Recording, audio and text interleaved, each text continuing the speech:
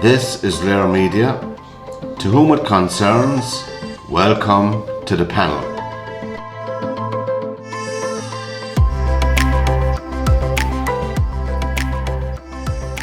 Good evening, everybody. Welcome along to this edition of the panel on LiR Media. Our usual email is info@lirmedia.tv for all your comments, and we have a text line as well. It's 083 300 2695. Good evening, Dirk Klein. Nice to see you again. And I know the negotiations went long into the early hours of this morning about the contract and all that, but it's all cleared up now. So welcome along to the panel. Well, you were driving a hard bargain. Is it cleared up though? I mean, I still haven't seen a Lamborghini outside of my house, so I'm not sure if it's actually cleared up. Dirk, a Lamborghini is nothing, you deserve better than that.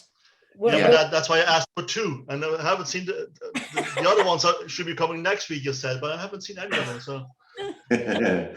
Good evening, Mary, and welcome along again. Hi, everyone. Hi. Now, we do send out a list of talking points for the show, but it's a fluid show. We can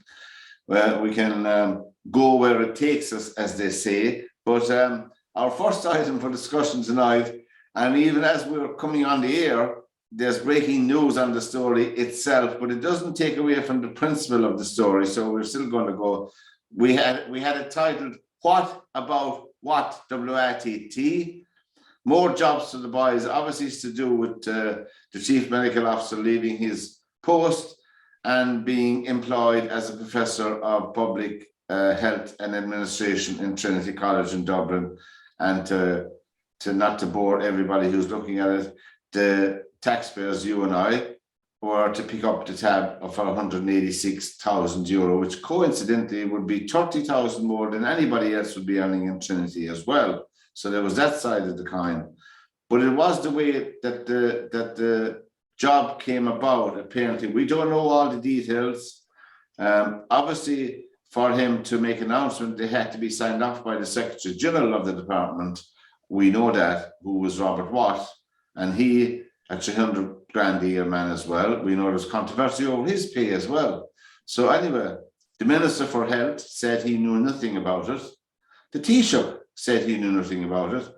Now, I know myself that I knew nothing about it either, so I must have put that out there for people. I know nothing about it. Did you know anything about it, Dirk? I know the whole deal. I signed the contract, sure. I had a feeling I could sense that. That's why I thought you brought me on to talk about that contract of Dr. Honan, isn't it? One thing, we were talking to Dirk before the show started.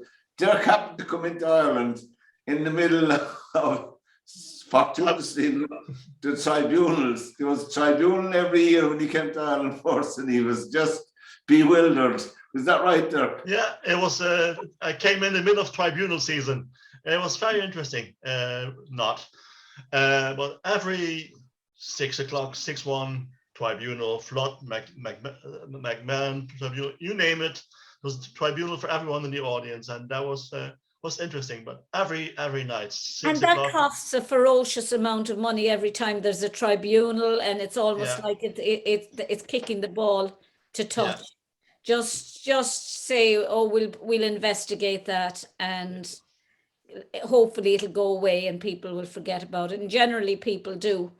Yeah. But I think Pat, you talk about the 30,000 more that he was getting. He was getting that because if he was actually being employed by Trinity, he would have been paid 30,000 less. But because he wasn't even relinquishing his job with the government, he was going to be working in Trinity, but paid by the government. So basically, how it worked, he was holding two jobs up. How it worked, it was a secondment kind of setup. That means he could.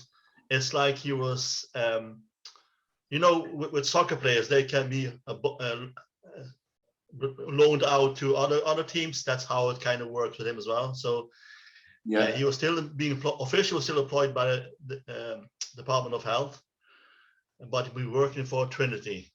And usually that only these things usually takes about 6 months, but for him it was indefinite, so it could have been gone for 6 months. But 10 what I years. can't understand is where the job came out of, how it was absolutely and utterly made for the job that he was after been doing, and suddenly, and I know as somebody who's trying to get into colleges, how difficult it is with a PhD to even get a job, you know, and you're looking at people who many years ago got into the college with a master's degree, and the struggle it is to get into a university in this country, even with a PhD.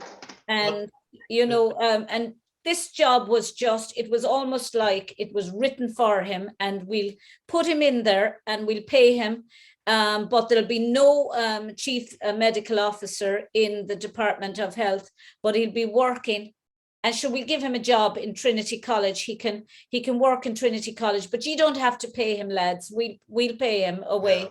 So there's no chief executive medical officer, and there's really no professor of in Trinity, because there's 2 jobs gone basically, and none advertised. No, you see how it worked. He would not be the CMO. There would be another one employed. So 2 people would be paying the salary of CMO. Of money. Yeah, but I mean, if you look at the Simon Harris's position, Minister for Higher Education, that wasn't there a couple of years ago. That was made for him as well, because he didn't do too great a job either. So they kind of, well, we'll give him this one, so we'll make one up, and we'll leave him work away. But Dirk, that has to be done away with, because it's just making a mockery when you're looking and you're thinking, God Almighty, all people want is the appearance of propriety, the appearance that something is honorable, and fair play to the likes of Michael McNamara and what's that other minister's name, the independent minister. You'd need a translator with him. But anyway, I can never understand him, even though he's Irish. I can't think of his name, but they minister or TD? He's an independent. Great man. I mean, he really speaks his mind. You're talking about Matty McGrath. Matty McGrath. I always look at him and think, is he speaking a foreign language, because I can't understand him. Because he speaks so fast. I just don't. But he's a great. He has no fears. He just speaks his mind, and only for them pushing it. Tony Holohan would have walked into a job. There'd be 2 people now hired by the Department of Health on 100 and whatever thousand. 180,000. But Mary, this is endemic of the present government. Fianna Fáil, Fine Gael, they have form in this. It doesn't matter which government. I think it's been like that all the time. Yeah. But as I said, it's the endemic of Fianna Fáil and Fine Gael. They're in power the last 12 years. They tried to pull a fast one again not so long ago with the Zabon appointment in the United Nations. Do you remember that? Yeah. Yeah. But they wanted to create a job for one of their friends, and they put her into it. And then they went along and said, I know nothing about it. I did this and I did that. I know nothing about it. And it was all shambolic and appalling altogether. You just wonder, are some people devoid of so much, are they detached so much from real life that they think that people are not aware of what's going on? That's what I'm trying to say. Surely be to goodness. And now with Honan saying, really and truly, there's no learning lessons here. It's just, it was like the golf gate in Galway as well. They thought they could get away with it. They didn't. Well, they more or less did anyway. Nothing to see here. So it's a continuous legacy of appalling decisions. Everyone, you can't say that, you keep on saying, and I really have to challenge you on it. You keep on saying Fianna Fáil and Fine Gael. I think it's like. I want to put it in context. The reason I say that, for your information, that's all, is because they're in power since the foundation of the state. Yeah, but so what? So what are you?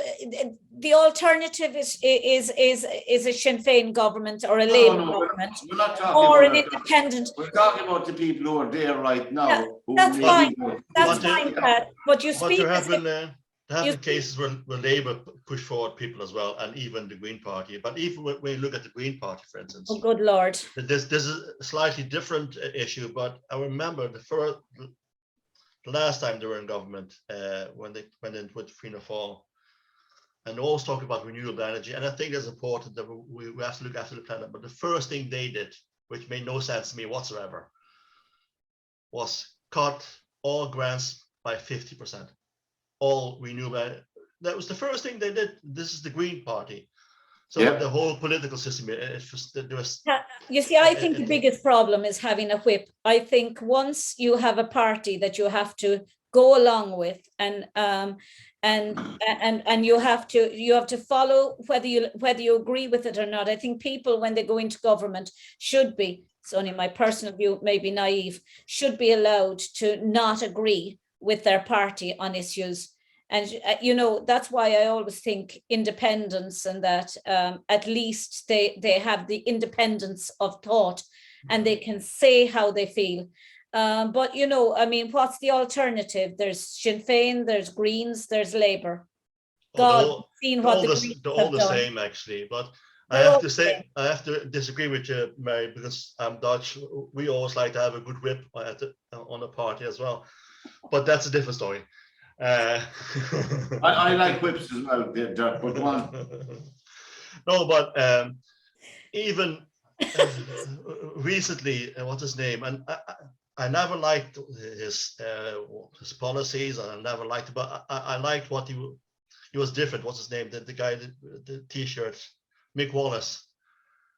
And then the last couple of months, he's lost the plot as well. Like, he's saying things like, totally untrue, totally biased. This is, I mean, that would be like another alternative.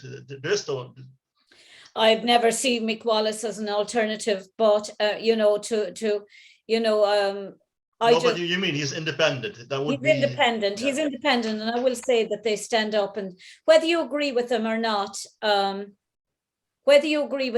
and that's fine. The fact that somebody can stand up and speak their mind is an example, I think, of the type of democracy I think should be in the world. You don't have to agree with somebody. No, but challenge you have to be truthful, though. them in it. You have to tell the truth. You have to tell the truth, otherwise you tell a lie, Pat. Challenge the person that's telling the lie, and show them up.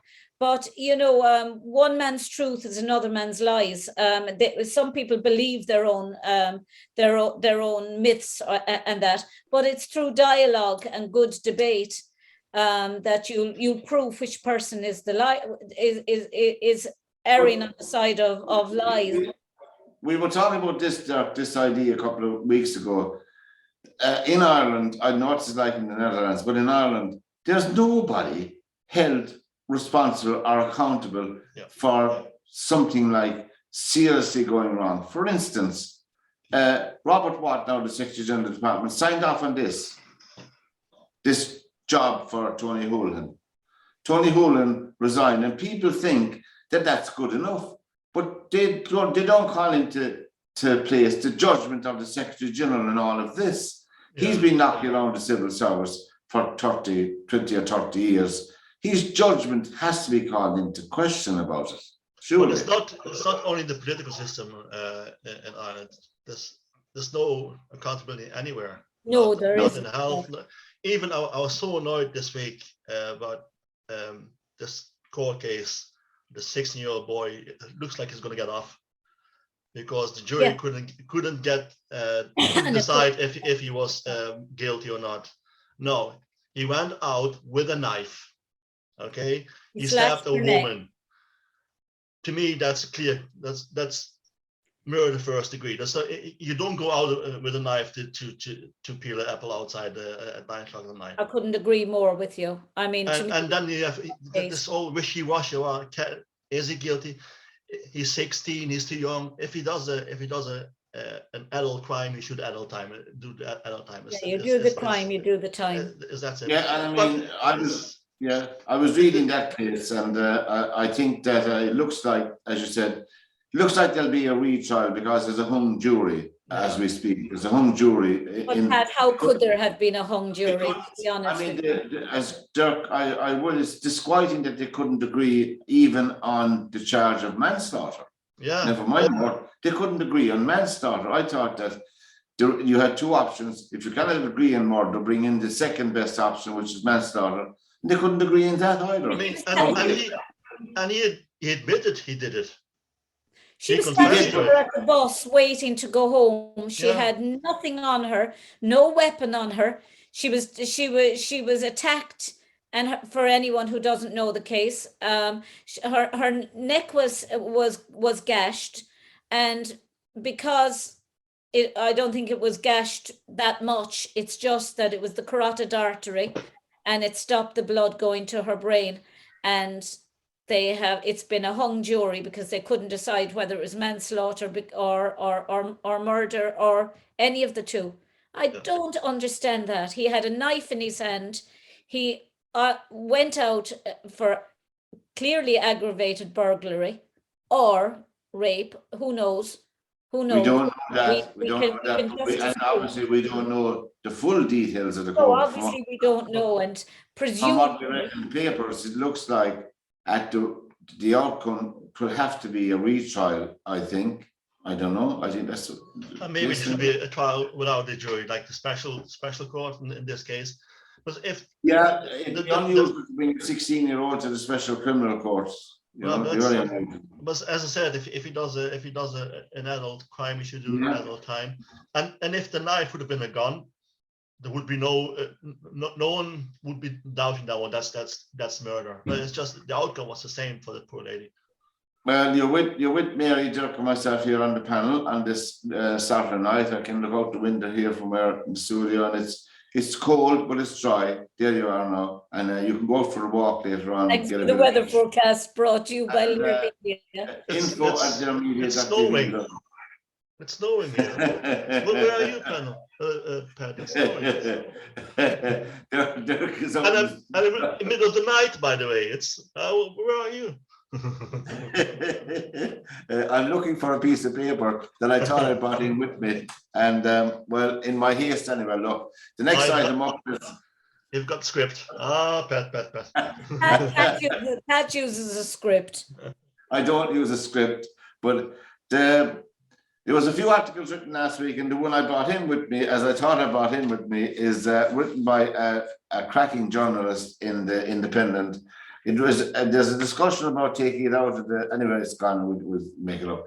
Taking out this article to do with the mother mentions the mother at home. You know this article 41.2. Anyway, there's been very little attention paid to thousands and thousands of what we call mothers who choose to stay at home to raise their children, and really there is a better calling in society than that.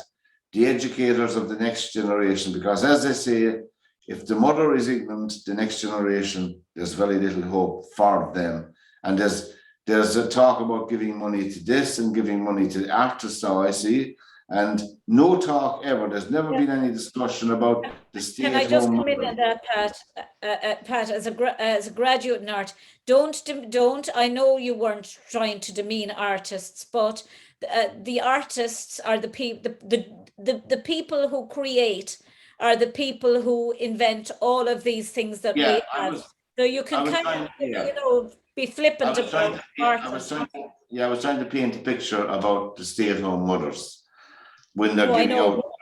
Yeah, and artists are a different kettle of fish altogether. There are different. But they deserve to be paid as well. Most of them work for little or nothing, and they still create because it's their passion. And many of them create everything that's around us. I know people aware of schemes they can draw down money under. There's quite a few. If you go on they're all closed shop. Most of them are closed shop. If you go on to, I might do a something together. If you go on to the Department of Finance website, you will see them there, and the Department of Social Protection, you'll see all of them. There's quite a few, but they're probably trying to consolidate them all into one block down and give what they suggest, a suggestion that they'll pay artists 350 quid a week. My God, not fantastic. And just leave the old age spinsters on 256 quid. That's fantastic altogether. What do you think of that, Dirk? I'm an artist.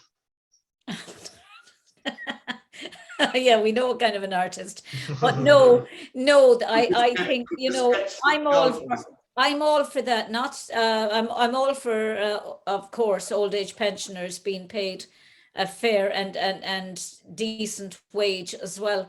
But I am absolutely for artists. Many of them are working, they're hand to mouth, and because it's a passion, they keep going. And artists are incredibly adept at running the little bit of money they have, because they spend most of their time with very little money. And, you know, they don't know whether they're going to get paid tomorrow, whether they'll sell a painting, whether they'll sell a piece of ceramic, but still their passion for what they do drives them on. And surely to God, in this day and age, everyone, even artists, should have a decent standard of living that can actually help them to create what they want to create. Yeah, Not but everyone is going to work in an office or become an accountant or a doctor or a lawyer or a teacher. And I agree with you, Mary. Artist is the soul of society. I think But so. what if the artist is just bad, just rubbish? I mean, she is still. I mean, But let's face it. Some are.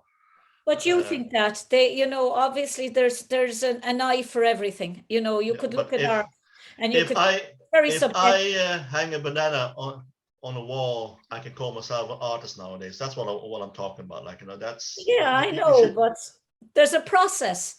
It's the banana hanging on the line is not the start. Well, There's a whole process that's gone through, a creative process before they've come to the banana on the line, and there's well, a methodical process and I've seen another piece of art from that particular artist, genre.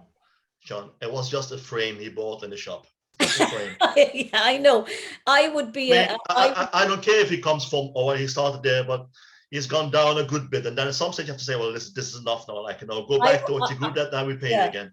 I believe in realism. I love realism. It's something for me. I love abstract as well, don't get me wrong, but I gravitate towards something that looks what it's intended to be. But then there are other people who have very, very deep But I mean, surely it's not necessary to wear. brains. But Mia, you wouldn't agree that it's necessary to wear corduroy trousers and a Donegal tweed jacket and a Donegal tweed scarf to be an artist, is it? No, but if somebody wants to wear it, if it's something that actually gives them inspiration, if dressing up in whatever they want to dress up in helps them to get up out of bed, go down to the studio and paint for 15 to 18 hours a day, and wake up in the middle of the night with another thought process, isn't that good? Does it matter what they wear? If it's, I don't mind what they do. I don't mind what they do and what they wear, but obviously, I agree with the creativity of the human being is vitally important and has to be supported. And in this country, they've been struggling with a system whereby they could do that. There are grants, of course, across the board available for lots of artistic pursuits and endeavors. But Pat, the process you've got to go through to apply for it, you know, I mean, it's like you'd rather chew glass and well, we know that being so your eye out because it takes so long. Getting but see, if you chew glass and you film it, you become an artist, and then hey, presto, you have yeah, you know. That's the kind of thinking we need here in this country, there. Yeah, but that's the type of thinking created the frame with the dot in the center. Yeah, but I'm not getting $350 a week for them, am I? You have to wonder what the dot is. To some people, it's a cow in a field. Yeah. To other people, it's just a dot. I think in fairness to Minister, what's her name, Martin of the Green Party, she has floated that idea and it's in discussion. We're going to committee discussion. And I think that there should be a basic income for every citizen in the state anywhere, regardless of what they do. It should be a basic 100%. Income. And 260 euros on social welfare or on disability allowance is an appalling indictment in this country, that they think that the minimum wage is what? What is the minimum wage, Pat?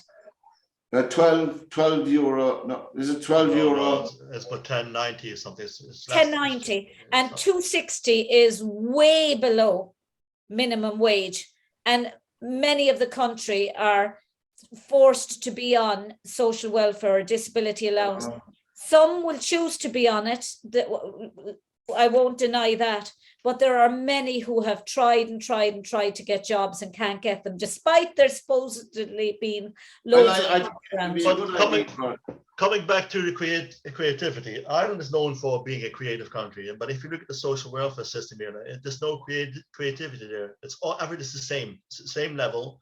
Doesn't matter if you're unemployed or if you're disabled, you get more or less the same money. Same money. In different countries, there's different levels. Even in the Netherlands, for instance, if you lose your job, you get, first of all, you get 70% for the first 6 months. Might have changed the last few years, but I think it's still the same of your last paid salary. And then it goes down in stages until you get to a point where you won't get any less. Here, straight from, if you've made 100,000, straight to 200. 260. There's no levels there. Just shoop down, and that's. And nobody can live on 260 euros when they're talking about a minimum wage. And you're looking at people on 260 euros, which is way below the minimum wage. How in God's name, when you look at the likes of Tony Holohan or Watt on 300 and something thousand a year? Yeah, it's like funny money compared to. No wonder they have no idea of what it is to properly live in this society. I was in the town centre this morning doing a bit of shopping.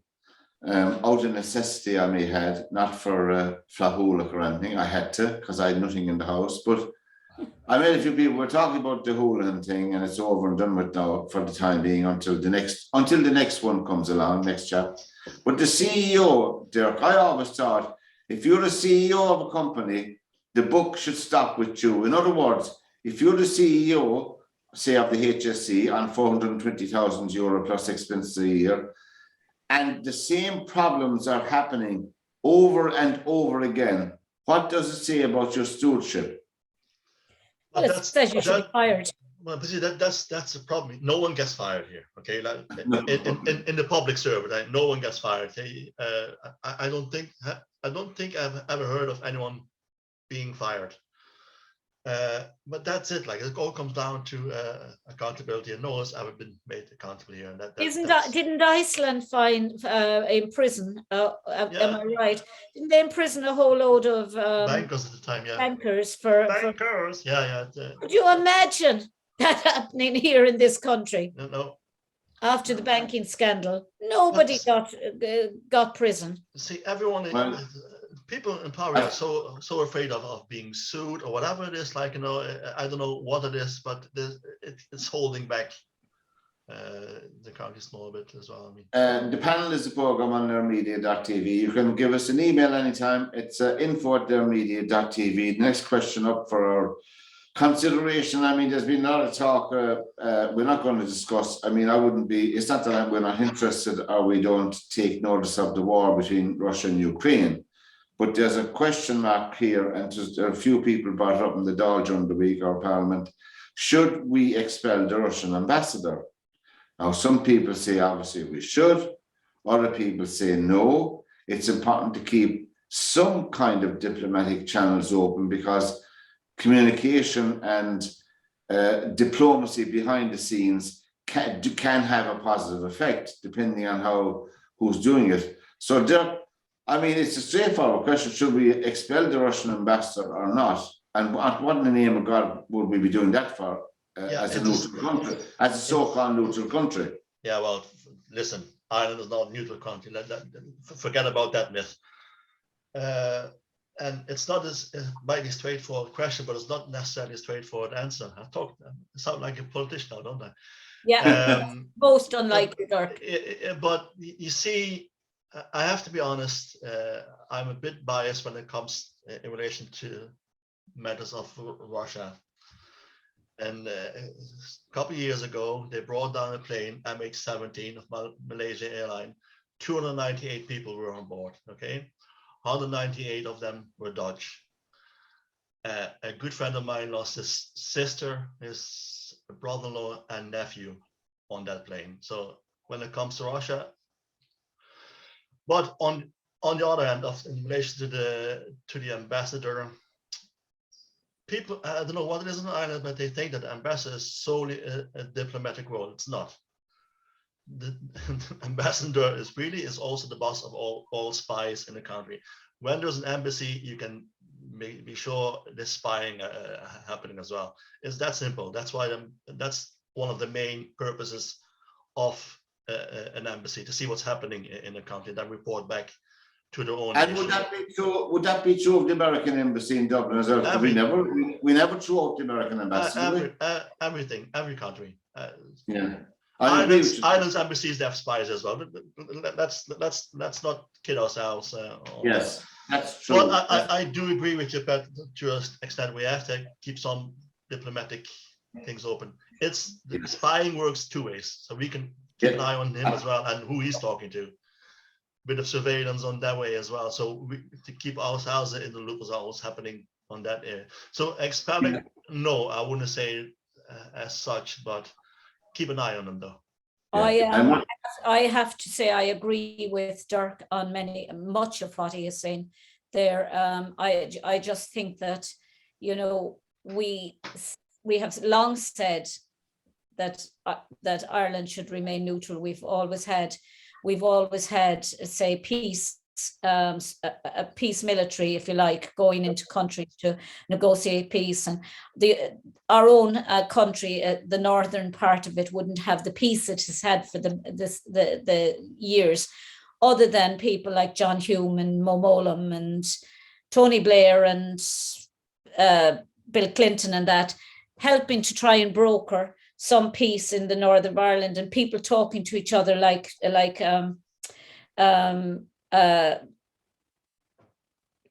Martin McGuinness, Jerry Adams, and Ian Paisley, who would never have even shared a podium with each other, but they sat down and the dialogue is the only way. And Claire Daly said it the other day in the UN, I think it was.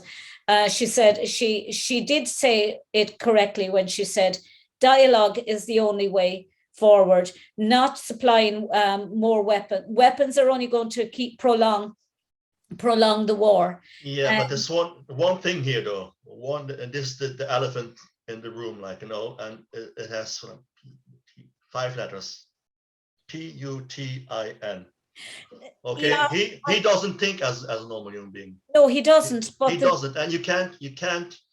But the reality is, Dirk, that most, if not all, of the citizens are not playing. We are playing against. We're playing according to the rules. He doesn't. He has no rules. Dirk, and you can't. Many of the citizens are suffering, and many of them. Most of them probably don't agree with him. No, can I give what's going on? Can I give an example? Can I give one example? This is going back to the airplane MH17. Okay, I used to work with a Russian lady. Okay, this is how indoctrinated the Russians are. Okay, she was telling me what happened on that plane.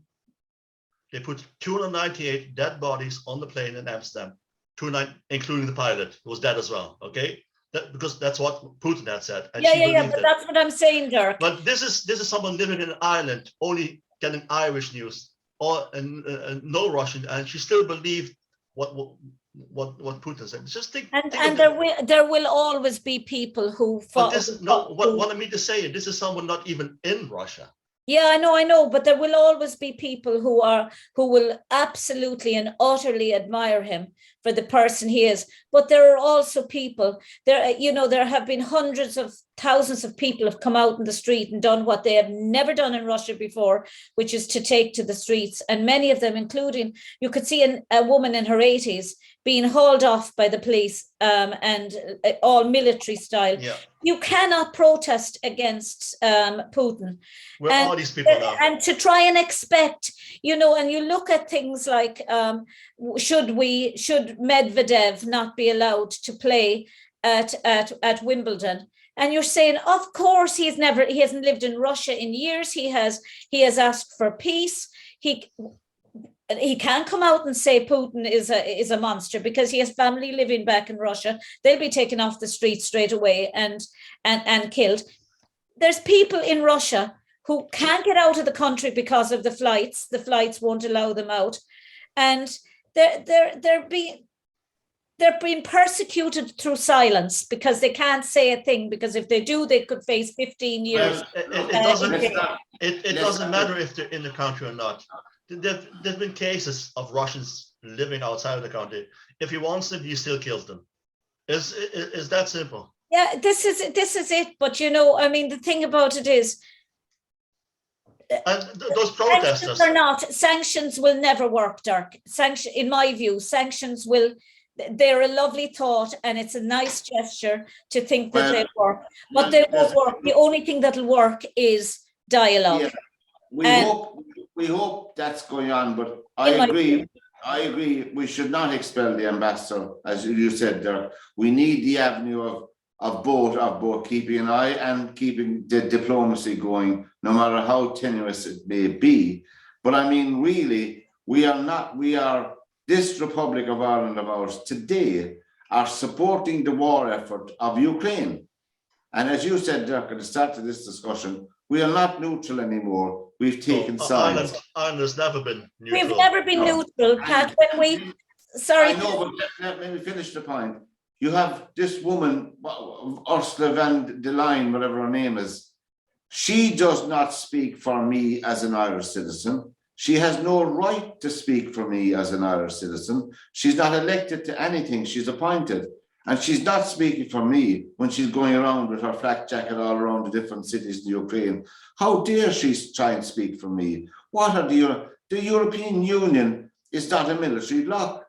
The last time I looked, I hope it isn't. It's an economic organization of countries, and she should not be allowed to speak for all the countries like that. I think it's absurd. What options do we have?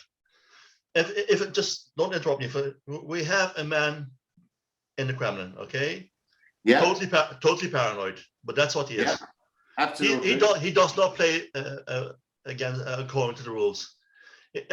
For him, it doesn't matter how many people he kills. It really doesn't matter. We don't have any options there.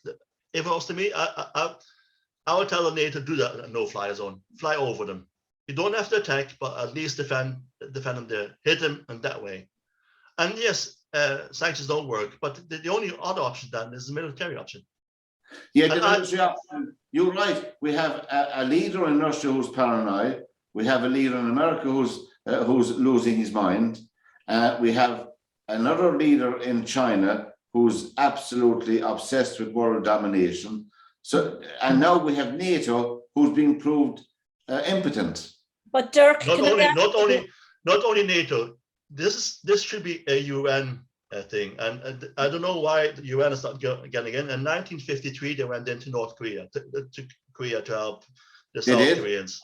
So why not now? It doesn't have to be a NATO thing. Well, can I ask you, if there's a no-fly zone over Ukraine, which we would all love to see Ukraine being helped and the war to end. And who's going to implement it? Who's going to implement it? Who's going to implement it, number one, and what ramifications come from it? Then it becomes a world war, because Putin has threatened, and we're being held. Everyone is being held to ransom. And you're right, we were never independent. Going back to our own research, Dirk, yours and mine, when they hid known Nazis in this country and they refused to take in 500 Jewish children, they took sides. And they sent condolences to the And German they sent people. condolences to via the German No, ambassador. I'm not a fan. Hang on. I'm not a fan of De Valera. Never was, never would be. But he was the head of this country, this republic, and he sent condolences to the Chancellor of Germany. The only person in the world, the only head of state. Let me finish. Adolf Hitler was elected Chancellor of Germany by the people of Germany. That's not the point. He was the people shouldn't.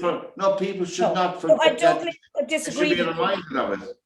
Yeah, but Pat, they should also be reminded of the fact that we were the only nation in the world. The only nation in the world. Oh no, it's not that Sweden as well. Sweden as well. We will absolutely not. Only two nations to sympathise on the death of a dictator, Pat. Oh, we will not. That's not true. That is not true, Mary. It is that true. Is not historically true. No. That's not true at all. That's not true at all. The only three countries that actually spent second condolences: Ireland, Sweden, and Spain. No, De Valera did not send condolences to Italy when Mussolini was killed. No, he didn't. If you go by that thought, why didn't you do it then? I'm not even sure if he actually sent condolences to when. And it wasn't just De Valera; it was our president as well who actually attended to the German ambassador. I'm not familiar with the history of Italy. I don't know. I don't think Mussolini was elected, as far as I know. He was. No, he was also elected.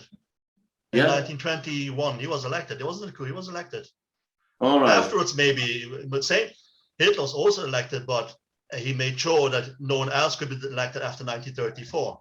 That's right. So that, and I suppose that's the same. We have the same thing now. You have to say, this country has always talked the good talk about being independent and have been far from it. When it came down to it, making decisions and sending little children back to their death, basically. You're spot on, Dirk. I mean, obviously, I don't have to remind you or Mary. I live in Shannon, so the airport is, well, a semi-military airport. One could describe it with a jaundiced sentence, couldn't they? Well, I mean, that's another thing. I don't think we should be, people will argue, it's bringing great money to the airport, but it's blood money. When you're allowing countries to fuel up, to go off to other countries and kill. There's only one country we allow to do that, and that's America. Yeah, that's America. At the moment. Yeah. At the moment, but it's irrelevant which countries. The fact that it's allowed as a military stopover for any country. It's amazing as well how this huge outpouring, and obviously war is never the answer to anything, as we know throughout our history, but some people never learn. War is always bad, always wrong. It's amazing how we didn't ever bring in anybody from Syria or Afghanistan or Yemen, where there's wars raging for years and years. This is what Claire Daly said the other day. And now we have a war in Ukraine, which is not a part of Europe. It's not in the European Union. If I can just, because I know a few facts myself, okay? At the moment, it is in Europe, I know, but it's not part of the European Union. Bear with me for a moment, okay? At the moment, there's 2.7 million refugees in the world, okay? 1.7 million of those are Ukrainians. So that shows the scale of what the thing is. And I have to agree, I'm not a great fan of Leo Varadkar, but I have to agree with him. Yeah. And this might sound maybe racist, but it's not. They are Europeans. And we will always feel more kindred to Europeans. The same, because you can say the same about Yemen or whatever country in Africa. I don't see them being housed in their areas either. So, we're kind of measuring it with two measurements here, and that's wrong. But we are bringing people from Afghanistan and Yemen into Ireland as well. It's not like, but we make a bit more deal for the Ukrainians because they are Europeans. They are historical. We have links. It's kind of immediate as well. It's kind of immediate. Exactly, and also more likely is going to be temporary, because these people want to go back. They want to go back home. There's actually, they were interviewing someone today already. There's people going back to Kiev because it's a bit more safe now. There's people already returning back to Ukraine. So that, you keep that in mind. Yeah. I mean, somebody has to help these people. I mean, you can't let people without a safe space. But you know, it's just. You mentioned Claire Daly there, and I was listening to Claire Daly recently, and aforementioned Mick Wallace. They are both listening to the Russian playbook, though. They are completely pro. No matter what they say, they're completely pro Russia, and that's all. That every word that comes out of them, they might kind of turn it around. I don't normally agree with Claire Daly, but I do agree with her in the sense that I fully believe dialogue is the only way, and weapons will only create prolonged war. Not with a person like Putin. And I don't like comparing people with Hitler. I usually don't do this. It's very hard to, you know, when you go down that road, listen, before Neville Chamberlain made the same mistake as we have to dialogue, talk, appeasement. What happened? What happened at the end? Millions of people died. Yeah. Putin is not Hitler yet, but slowly he's getting there. But that's another thing. That's the problem. That's a very good point, Dirk. That's another thing. You know, people say sorry, Pat, people use that phrase, it's like the Holocaust, or it's like blah, blah, blah. And people get up in arms about it and say it's nothing like the Holocaust. But not yet. Some people see the end of the Holocaust, and they see the death camps and the atrocities. But what they don't see is the systematic alienation of people in a country, and neighbor being turned against neighbor, and camps being opened for political dissidents. And it's okay because they're only political dissidents. And it's okay because they're only gypsies, or they're only blah, blah, blah, and so on and so forth, till eventually it ends up with what you had. You know, it always starts with intolerance. The Holocaust started with political prisoners, gay people, and just, if you look at Russia, their gay laws is non-existent. The first victim actually was of the Holocaust was a Jewish student. That's right. He came back. He was studying in, I think it was Birmingham. He came back to Berlin because he had to get some papers he left at home to go back to was the UK. I think it was Birmingham. It could be somewhere else, but it was in the UK anyhow. He was arrested when he was home. He was sent to Dachau, and there he was killed. So it started in 1933. The first camp. The thing about Russia is this. I mean, Putin, I don't know. I mean, I can't second guess a regime and understand, but certainly Ukraine was part of the old USSR, as you know. The only logic I can see in my head, and it's not logic really, is he trying to take over and build up Russia as it was in his head in the glory of Mother Russia or something? That's what he's trying to do. I have no idea what to do with that. That's exactly what he wants to do. But he wants the USSR back as it used to be, but not with a Soviet Politburo anymore, a Communist Party. He wants to be the Tsar. He wants to be the leader of the bigger USSR. That's his. I think it is, and I think that illusion. I think, as I said to you, there's nothing. There's nobody right now. There's nobody in the world right now standing firm against Russia. He knows that. He knows the world is weak. He knows America is dreadfully weak. He knows. Well, I'm making an assumption that China are silent, but he expects they'd be behind him, or they at least stand behind him if push comes to shove. Where have we? We have NATO and the UN who are moribund, who are impotent to do anything. And that's the problem. It's about time that both UN and NATO start showing their teeth. But I mean, China's backing. Dirk is a very, very powerful backer of Russia. And China's economy is based on one thing only: manufacturing. for the West. Okay. Yeah. And Looking that's after us. Looking after looking us. after us. If they go against us, we decide, listen, we manufacture our own stuff. The Chinese economy is gone. It's that simple. China is powerful, but only because we made them less powerful. If we can pull that plug, and they know that as well. Otherwise, there would have been already more things happening with Russia as well.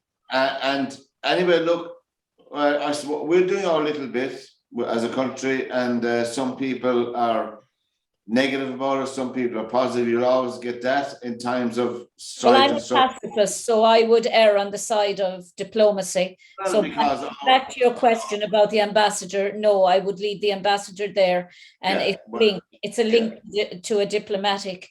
I think so. I think so. Be part I think so too, but for different reasons. Just kind of keep an eye on them and kind of. But I'm saying, that, keep your enemies close. Yeah, exactly. Yeah, the panel is a program on LiRmedia.tv. info@LiRmedia.tv is our email.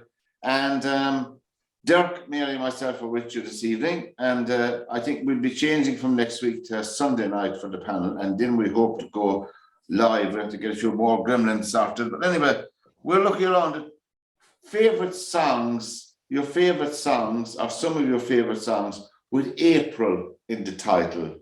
Now, we don't want ourselves singing, although some of you can sing if you like. I don't mind one bit. Dirk would love to sing. Go on there. There's actually one song I really love, and that's at home they always sing it on the 10th of April.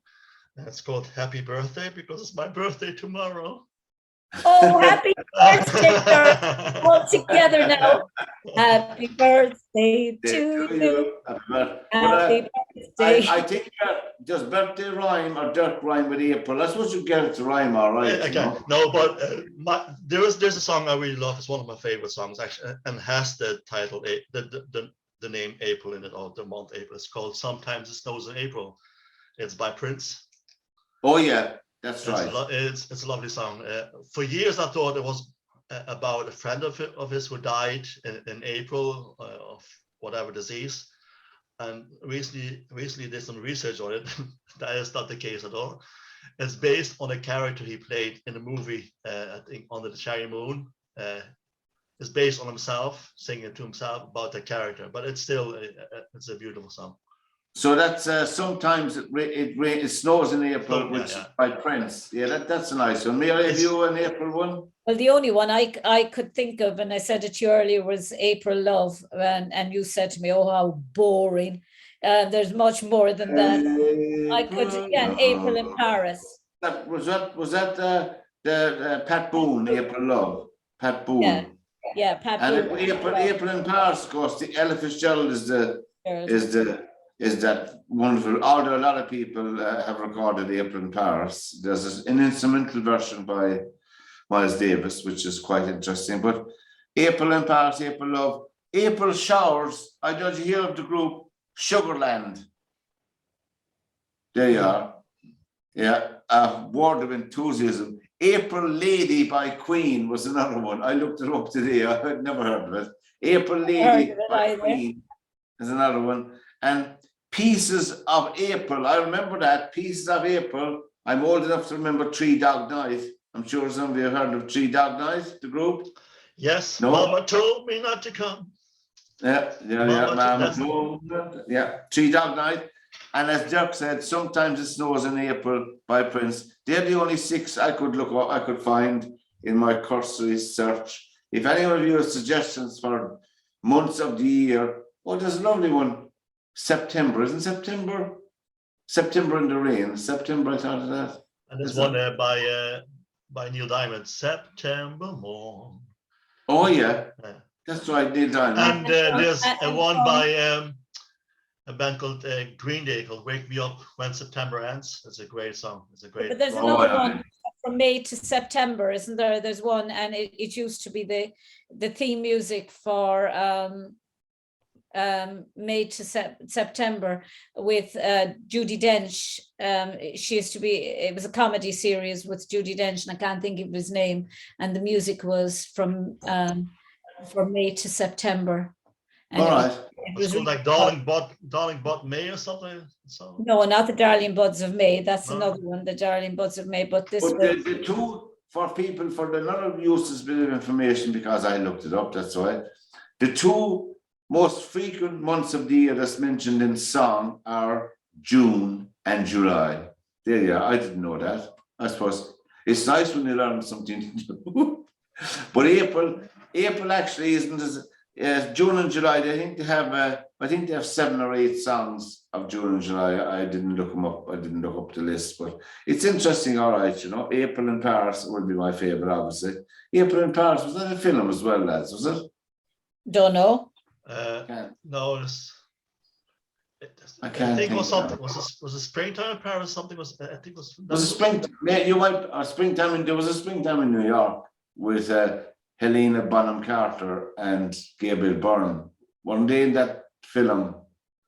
There It's was my a brain. movie, Springtime in Paris, Spring in Paris as well. I think that movie is. Hey, what that's about that's one of the movie. Because we're talking about Paris, the elections are on tomorrow, Are they? and it's neck and neck between Macron and Le Pen. Yeah. Neck and neck. A very interesting election. Obviously, they'll be in the runoff because they'll get through the first round.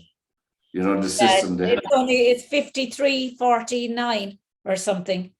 To Marine Le Pen is 49, I think, and Macron. But within there That's always the first stage, and then it comes to the debates. Yeah. All right. But you see, Macron will have, because of his wife, he have all the old age vote as well, of course. Like. Oh, that's cruel. I would not stand by and allow another woman to be. Are you saying he'll have all the Blue Rinse Brigade out voting for him? Is it? No, I don't. I hope now. I hope now he's not going to slap me then because I said this. I've. It's going to be very interesting because it's a very tight election, and even the first round is going to be very close as well. There's a few characters I was looking at yesterday in France 24. Interesting, but tomorrow the French election is. I suppose it will have a bearing on policy and all of that because they are still a pretty influential country in Europe. Yeah. Notwithstanding the time they're in now, you know. But as I said, look, I reckon because he hasn't done any canvassing. They don't know whether he's afraid to go out because you know how the French are for coming out and protesting. They're an example to every country about how to get out and protest. They protest really for everything, though. Sometimes, and usually around. They protest for everything. Even strikes, usually when it comes around holiday time, the truckers strike. Like, you know, I've been to France, to Paris, about 20 times. I go every year now to the Catholic University of Lille. But Paris, every time I've tried to get into the Louvre, there's been a strike at the Louvre. I've never actually got in to see. We traipsed the whole way down, and there was a strike, But why do you go to the Lou in Paris if Lou is in Limerick as well? Like, I hope you have a Lou at home. Like, you know, it's very. Must be messy when you have to go to Paris to go to Lou, like, you know. But yeah, it's probably a French thing. Actually, on a bit of showbiz news today. My favorite country in the world, France. Well, a bit of showbiz news today. Jennifer Lopez and Ben Affleck got engaged today or yesterday. For the second time. Fantastic. Jennifer Lopez and Ben Affleck. They've been around. Haven't they both been around the block a few times? Have they? Yeah. Well, this is the second time that they got engaged. Both of them are only married once. No. They only Jennifer married Lopez, and Jennifer Lopez 3 times. He has only been married once. With Jennifer Garner, yeah. But apparently they're going to ask Will Smith to be the bouncer at the wedding. He's been banned now for 10 years. Dirk, we'll just briefly touch on it since we went on to before since it happened. Did you see it? I did see it, yeah. What do you think of it? Listen, initially I thought it was a setup, okay, because I saw him he was laughing himself as well at the joke, like, you know, and suddenly he goes up and slaps up. Oh, this is part of it. It's a gag, like, you know. Of course, then when he went back and he said, "Don't talk about my wife," and after this, after that, I thought, well, maybe it's not. But then they kind of we played this small bit, and he saw him laughing, and he saw Jada then turning towards him, giving a dirty look. I thought, come on, that's really. It's pathetic, like, you know. I mean, it might not have been a good joke, but at the end of the day, Chris Rock is a comedian. Like, what do you expect? Like, I think what's his name's comment on it was classic. What's his name, Pat? That does Ricky Gervais. Ricky Gervais. He said someone said that he was mocking her disability. Jesus, he said, I'm going bald. And he said, I'm fat. So he said, I could get in, he said, to the front door of Tesco's because I have a disability. He said, I'm doubly disabled, he said, because I'm fat. And he said, for God's sake, this is just going so, but like, you know, when you look at it further, he, in my view, he is in an abusive relationship. That's just my view. Could be very wrong, but from, you know, I mean, they showed a video there the other day of him inside in his own kitchen, and he was cooking, and she had a camera on him, and she was asking him about some woman that was coming on her round table, her red table, and she said, didn't she do a great job trying to sort our marriage out? And he said, please, social media is my bread and butter. Please don't photograph me without my permission. This is terrible. And he thought he was having a conversation with her, and he said, I'm just cooking. Can you leave me alone? And she actually put it up on. And I think you hit the nail there, Mary. That's what I said as well. That this has nothing to do with Chris Rock. This is something between the two of them. This is and he is a victim in his own way. Ricky Gervais said as well, like, no, he said, I would not have made a joke about her hair. I would have made a joke about her boyfriend. Said her boyfriend. Yeah. So the thing is, anyway, you know, the shocking thing was the reaction on the show of not throwing him out of the auditorium. You know, should have been put out. That was a shocking thing. But apparently there's a history as well there, like, you know, because I know he got into a fight in Philadelphia, and his mom got scared. And then he sent him to his uncle and auntie in Bel Air. So, was that a show? That was a show, Dirk. Oh, yeah. The Fresh Prince of Bel Air. You know, it's sad. I know it's very hard to actually disassociate it. Yeah. But you know, I think that there's no way he could have taken that reaction to that particular joke unless there was something. Yeah. Because as I said, he was laughing himself first. He thought it was funny himself. I think she looked at him as if. I don't know. I think we're sounding like most other people making excuses for the perpetrator. No, but Pat, you know, just if somebody is taking into consideration Chris Rock, I think he was likely to be banned. He should have been thrown out that night, and all belonged to him out of the auditorium. Oh, he has the Oscar now, so he shouldn't be taken. They should have taken away from him, but he shouldn't have been given the Oscar in the first place. Because that happened. He got the Oscar after the incident. He did, which is doubly shocking. What do you do in a situation like that, Dirk? He had already been voted the top actor, and to separate his role as an actor from the action. They can do things. They can say, we will not present this one tonight. We will not present it tonight. We'll hold it over. They could have done many things. They didn't do it. I think mistakes get made in the Oscars all the time. Remember a couple of years ago where they got, what's his name? The guy from Shampoo, Warren Beatty. That's his name. Yeah, he was reading out the Oscar, and they gave the Oscar the wrong movie. That's right. So mistakes get made that they can rectify that. I think to their defense, they said it all happened and they were just absolutely thrown into disarray, because here you was the person that was getting the best male actor, and he was after going up and assaulting, and they just Chris Rock said, look, I don't want anything done to him, because clearly, and it's my just assumption, Chris Rock knew that there was more to it than just the joke. Because they have a history, because that goes back to 2016 when Yada and Will both boycotted the movie, the Oscars, because but I think it was more to. I think it was more to do with his personal life, and it was all. He was just so tired. She'd been brought into everything. The fact of it. I don't really care about his personal life. He's a multi-millionaire. That doesn't mean anything. He showed his true colours that night. He's a violent man, out of control. He has to be taken in hand, and if he's not taken in hand by somebody or something, I don't know what's going to happen. But the simple fact, though, is there's one simple fact here. If that would have been done by one of those ushers there, or waiter working there, if he would have gone up to Chris Rock and slapped him, he would be in jail now. Regardless if Chris would file complaint or not, he would be in jail. That's the simple fact of the matter. Well, anyway, Chris Rock, we wish you well, Chris Rock. Great, Chris Rock was a class act. Fair play to you, because if it was me, and I'm afraid there'd be blood spilled. But anyway, on this edition of the panel, from Dirk to Klein, from Mary, Honan and myself, till we meet again, take care, lads. Good night and take care. See ya. Bye. Bye.